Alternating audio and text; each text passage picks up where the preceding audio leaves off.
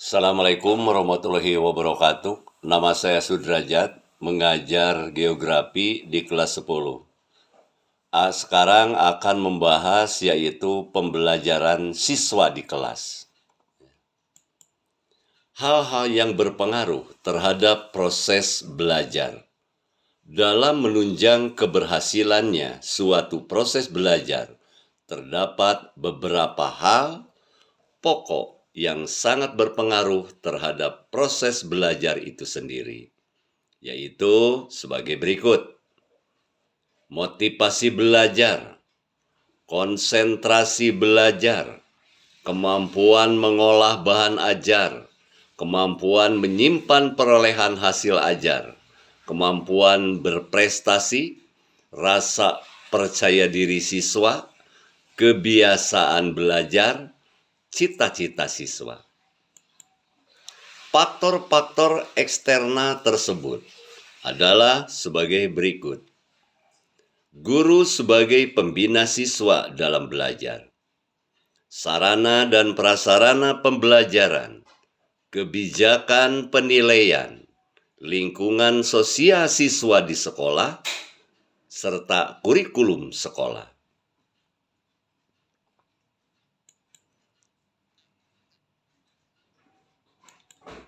Faktor ekstern belajar.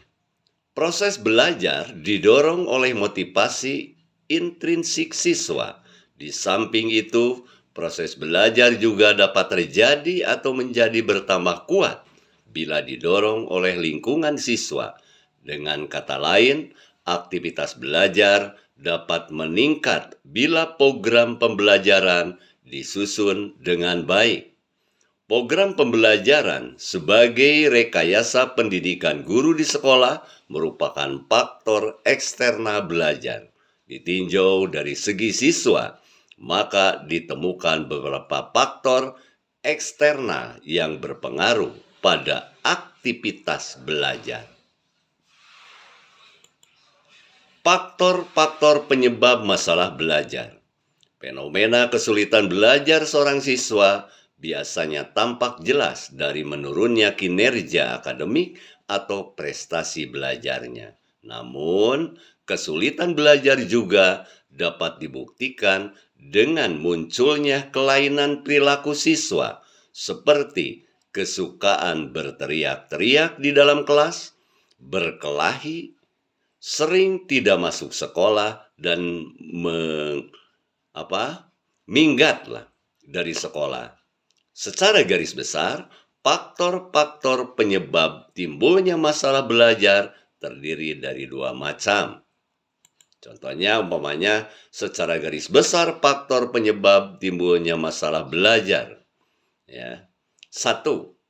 Faktor internal siswa, yakni hal-hal atau keadaan yang muncul dari dalam diri siswa itu sendiri. 2. Faktor eksternal siswa, yakni hal-hal atau keadaan yang datang dari luar diri siswa itu sendiri. Kedua faktor ini meliputi ragam keadaan sebagai berikut. Contohnya, 1. Faktor internal siswa. Faktor internal siswa itu meliputi gangguan atau kekurangan atau ketidakmampuan secara psik atau psikofisik siswa. Contohnya, rendahnya kapasitas intelektual dari siswa itu sendiri, labilnya emosi dan sikap, terganggunya alat-alat indera, umpamanya penglihatan dan pendengaran, contohnya mata, apakah telinga, Nah, itu yang bisa berpengaruh. 2. Faktor eksternal siswa.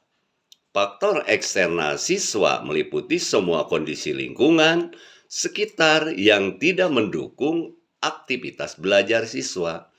Faktor lingkungan ini contohnya lingkungan keluarga, contohnya ketidakharmonisan hubungan antar kedua orang tua, dan rendahnya umpamanya kehidupan ekonomi keluarga. Lingkungan sekitar atau masyarakat, Contohnya umpamanya wilayah perkampungan kumuh atau daerah slum area, dan umpamanya teman sepermainan ya yang nakal. Nah, lingkungan sekolah, umpamanya contohnya kondisi dan letak gedung sekolah yang buruk, seperti dekat pasar, kondisi guru, dan alat-alat pendukung sarana belajar yang berkualitas rendah.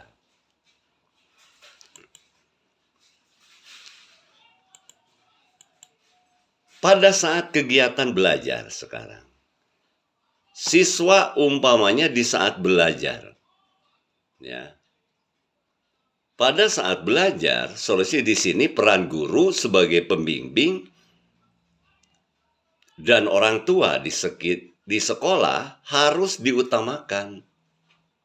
Karena bila sudah melihat siswanya sering melamun, perlu umpamanya ditanyakan secara empat mata dan dicarikan solusi yang terbaik bagi siswa tersebut. Ya. Kemudian, siswa sering terlambat masuk sekolah. Nah, ini penyebabnya rata-rata siswa datang terlambat dikarenakan bangun tidur terlalu siang. Hal ini bisa disebabkan oleh siswa tersebut tidur larut malam.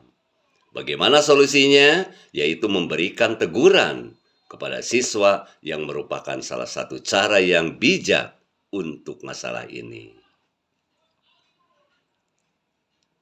Kemudian, bermain game umpamanya saat guru menerangkan. Nah, bisa penyebabnya ini bermain game sangat mengganggu konsentrasi siswa saat belajar. Mungkin dikarenakan siswa tersebut diberikan teknologi yang seharusnya belum diberikan kepada mereka. Sehingga siswa belum memahami fungsi sesungguhnya dari teknologi tersebut. Solusinya, untuk orang tua harus dipahami bahwa memberikan teknologi yang tidak sesuai dengan anak bukan membuat anak menjadi manusia modern, tapi malah akan merusak anak tersebut. Jadi, alangkah bijaknya atau baiknya jika orang tua dan sekolah memberi batasan yang jelas tentang teknologi yang boleh atau tidak. Ya. Kemudian selanjutnya, selain bermain game tadi ya, tidak konsentrasi umpamanya saat guru mengajar. Nah, tidak konsentrasi saat guru mengajar penyebabnya yaitu tidak bisa disebabkan karena faktor kelelahan, faktor eksternal, umpamanya masalah pribadi ya, yang dibawa-bawa ke sekolah. Nah, solusinya jika masalahnya dikarenakan masalah kelelahan, maka guru harus menegur siswa agar menjaga kesehatan dan memperhatikan jam istirahat. Sedangkan jika masalahnya dikarenakan ada masalah pribadi, maka guru juga harus memberikan arahan dan bimbingan kepada siswa secara bijaksana. Mengobrol umpamanya saat guru mengajar. Penyebabnya, mengobrol saat guru mengajar bukan lagi hal baru bagi siswa. Dan hal ini harus diakui tidak baik bagi proses belajar mengajar. Penyebab bisa jadi karena ada masalah-masalah yang belum terselesaikan umpamanya. Bisa jadi pula karena siswa merasa bosan dengan metode pengajaran guru sehingga siswa mencari pelajaran pembahasan dengan cara mengobrol. Solusinya, masalah mengobrol saat guru mengajar dapat diselesaikan dengan cara mencari metode-metode mengajar yang baru yang menyenangkan, ya, sehingga murid-murid betul-betul fokus menghadapi pelajaran, sehingga murid merasa tertarik untuk mendengarkan penjelasan dari guru. Ya, nah itu salah satu diantaranya mengatasi permasalahan-permasalahan dan solusi bila dalam pembelajaran di kelas. Itu saja yang disampaikan pada hari ini, ya. Semoga bermanfaat. Terima kasih. Wassalamualaikum warahmatullahi wabarakatuh.